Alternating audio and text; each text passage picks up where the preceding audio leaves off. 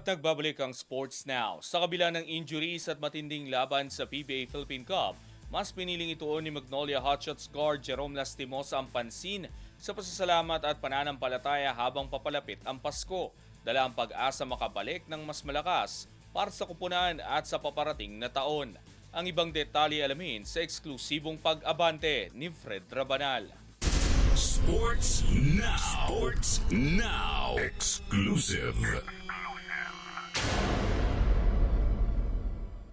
Sa gitna ng iniindang injury at mahalagang yugto ng PBA Philippine Cup, nananatiling puno ng pasasalamat si Magnolia Chicken Templados Hotshots guard Jerome Lastimosa habang papalapit ang Pasko. Ibinahagi ni Lastimosa na ang pinakamalaking biyaya para sa kanya ngayong 2025 ay ang patuloy na mabuting kalusugan ng kanyang pamilya at mga mahal sa buhay. Ayon sa kanya, ito ang pangunahing bagay na kanyang ipinagdarasal at pinahahalagahan taon-taon, kabilang na ang kalusugan ng kanyang girlfriend at mga taong malapit sa kanya. Achievements ko, siguro yung healthy lang kami, healthy lang yung family ko kasi yun yung na-achieve ko lagi sa every year.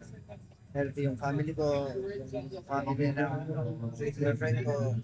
Bagamat aminado siyang isa sa personal niyang hangarin ngayong taon ay ang makaiwas sa injury, tinanggap pa rin ni Lastimosa ang kanyang sitwasyon matapos magtamo ng matinding ankle sprain sa kamakailang laban kontra Rain or Shine. Aniya, nananatili siyang nagpapasalamat sa Diyos dahil hindi naging malala ang kanyang injury sa kabila ng mga pagsubok na kanyang hinarap.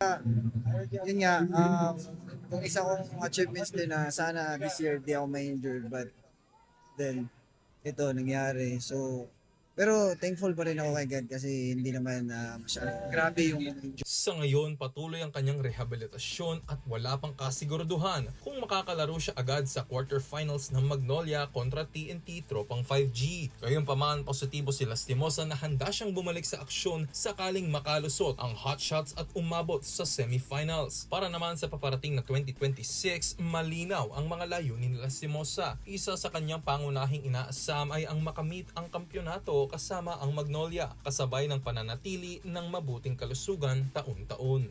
Siyempre looking forward sa 2026. Siyempre makapag-champion kami.